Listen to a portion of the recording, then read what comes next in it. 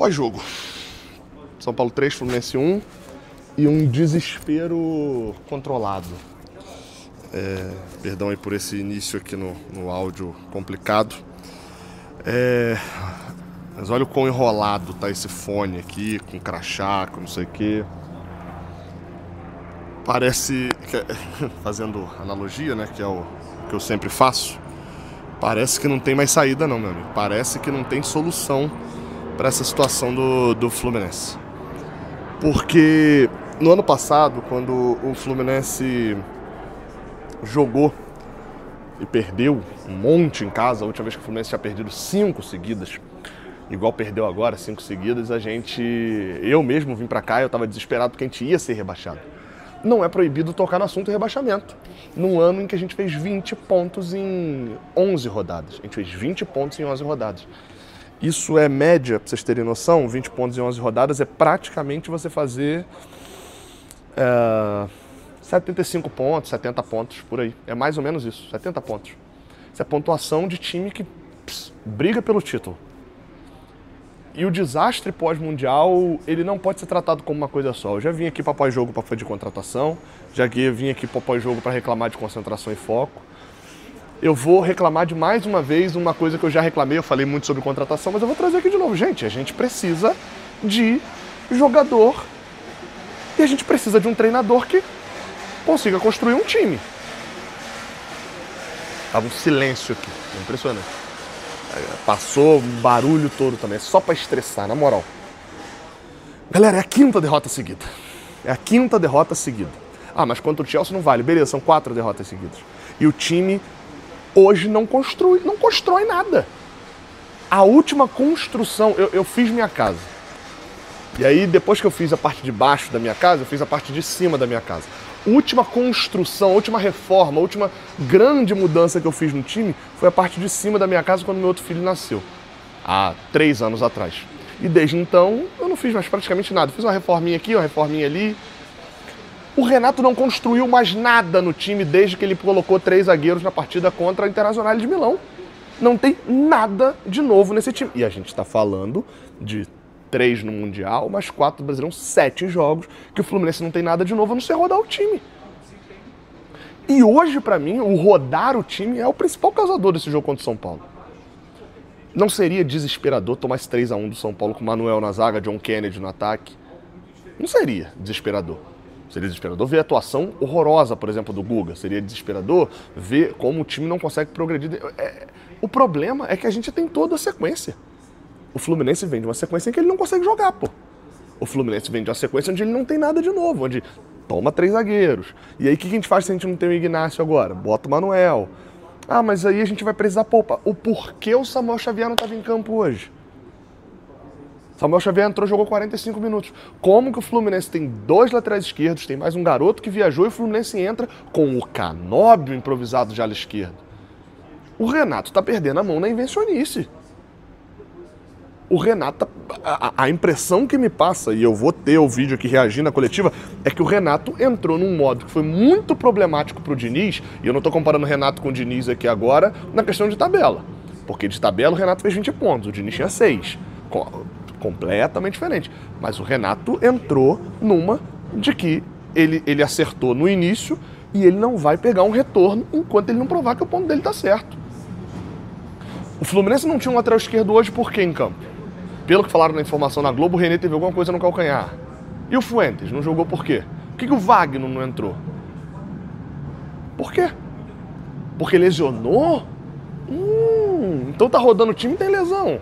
Igual a outros times também. Todo mundo lesiona. Não vai servir ficar mantendo o time sem lesão se não tiver jogo pra jogar. Isso eu tô falando do Renato. O Fluminense não cria nada de novo. O Fluminense está tentando pegar aquele jogo, quando joga com 3 zagueiros, tenta pegar aquele jogo contra a Internazionale e replicar com jogadores diferentes. E não vai replicar. Por quê? Porque o Manuel hoje não é mais o Ignacio. Porque o John Kennedy não é o John Arias. Nossa, mas como tá longe. O mais perto que eles têm é a letra J no nome e acabou. Nem o John é escrito igual. E aí parece que teve uma sobreinvenção. E a gente começa a virar a curva pro outro lado também. Porque A gente dá no Renato aqui? Dá, beleza, bate no Renato aqui. Não cria nada de novo, escalou muito mal, entrou nessa espiral de poupar maluca que fez o primeiro tempo do Fluminense ser um primeiro tempo pavoroso. Eu tô falando um pouco do jogo, né? Primeiro tempo do Fluminense é pavoroso, gente. Primeiro tempo do Fluminense era para 3-4-0. Tem o pênalti que o Fábio pegou, tem o gol. O São Paulo não fez uma grande partida. O que tá me irritando é que o Palmeiras não fez uma grande partida. O Flamengo fez uma das suas piores partidas recentes. Cruzeiro não, Cruzeiro ok. Todos esses não fizeram uma grande partida para ganhar do Fluminense. Ninguém precisa jogar na marcha 6 para ganhar do Fluminense. Isso não desespera vocês, não? Pô, isso me indigna. 1-0 no primeiro tempo ficou baratíssimo. Tanto que o Renato percebe isso e coloca os adultos para jogarem. Tira o Canóbio de ponta esquerda para botar um lateral, o Samuel. Faz a mexida colocando tirando o Manuel para poder complementar mais gente no meio de campo. Bota o Hércules para entrar em campo também para jogar. Bota o Serna. Bota o Soteldo. Tira o John Kennedy. Tirou o Martinelli, provavelmente também, aí questão física. Aí o Martinelli faz sentido, jogou 45, sai, beleza. E aí o time do Fluminense parece um time. Aí rola a bola no segundo tempo, parece um time. Começa. E aí você vê que com pouco tempo já foi suficiente para poder chegar no São Paulo. E aí toma outro gol. O gol no final dos contos é anulado. Minha visão, tá? Minha visão. O gol foi mal anulado, tá? Eu não achei que a bola bateu no braço do Luciano. Fico tranquilo aqui pra falar, porque quando eu acho que é pro Fluminense é, quando não acho não é, e é minha opinião. É isso aí. Mas beleza, é lance subjetivo, mas eu acho que a bola bateu na manga da camisa ainda, isso não seria braço. E aí anula um gol do São Paulo, vem depois outro gol. O Ferreirinha tá sozinho dentro da área, é pior do que o Maurício. O time, quando tenta sair pro ataque, tem lances ridículos como esse, pô. Quando o time tenta atacar, igual tentou atacar o Palmeiras, você tem lances ridículos como esse, do Ferreirinha sozinho na área, cabeceando, tirando o Fábio, pô. E aí, desmorona o time, de novo. O time volta a ser um arremedo. Aí entra o Ganso, o time começa a ter um mínimo de organização. Mas a qualidade técnica vai ser sempre um problema, que aí isso eu tiro da conta do Renato. Faz 4 jogos que o Fluminense perdeu o John Arias. 4 jogos. O Fluminense não contratou ninguém. Porque não contratar um substituto do John Arias, vai lá. Você não vai ficar engatilhado com um cara que você não sabe se o outro vai sair.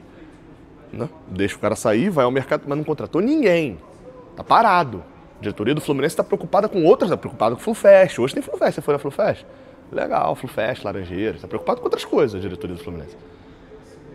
Com contratação não tá.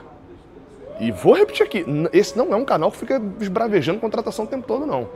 Então, assim, é preocupante o cenário total do Fluminense. É preocupante porque o gol do Samuel Xavier parece que vai dar um up, mas o São Paulo ficou o tempo inteiro mais perto do terceiro do que a gente do primeiro e do que depois do que a gente do segundo. Tanto é que o André Silva sai cara a cara e depois, num erro do Guga que errou tudo no jogo, o Tapia faz o terceiro. Eu acho que o assunto rebaixamento ele tem que estar na pauta. A gente está muito mais perto da zona de rebaixamento do que... Está proibido falar de Libertadores, só pode falar de Libertadores e falar de rebaixamento. Isso é fato. Só pode falar de Libertadores e falar de rebaixamento. Quarta-feira tem Copa do Brasil. E se o Fluminense ganhar contra o Internacional, vai levantar ainda... Porque aí provavelmente vai o time principal. O Renato falou de novo na coletiva, a gente vai assistir essa coletiva. O Renato falou de novo, tá na mão do presidente questão de focar numa competição ou noutra. Tá bem claro quem é que não quer focar em competição. E aí o Renato tá girando o time. E girando o time, fica com um time que não é barro e nem é tijolo. O time que não caga e o time não sai da moita. Porque é um time sempre um arremedo. Não tem entrosamento, uma sequência de erro de passe no primeiro tempo. Ridícula a quantidade de erro de passe no primeiro tempo. Um absurdo, cara. Mas por quê? São ruins? Em tese são, alguns são. Outros estão sem ritmo. E não tem entrosamento, porque os caras não jogam juntos. Cada dia é um time escalado. Então, assim, tá na conta do Renato isso. Tá na conta do Renato a escolha também, a falta de inovação.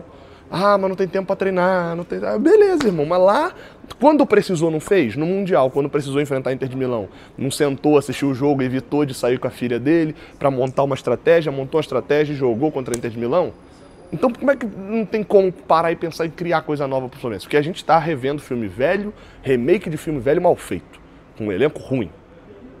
Derrota merecendo perder 3-1. Quarta tem Internacional e semana que vem tem Grêmio. E abre o olho, porque o Grêmio tá vindo também no Brasileirão, né? Tá atrás. Vai perder de novo? Enfim. Se inscreve, deixa o like, até a próxima. Valeu.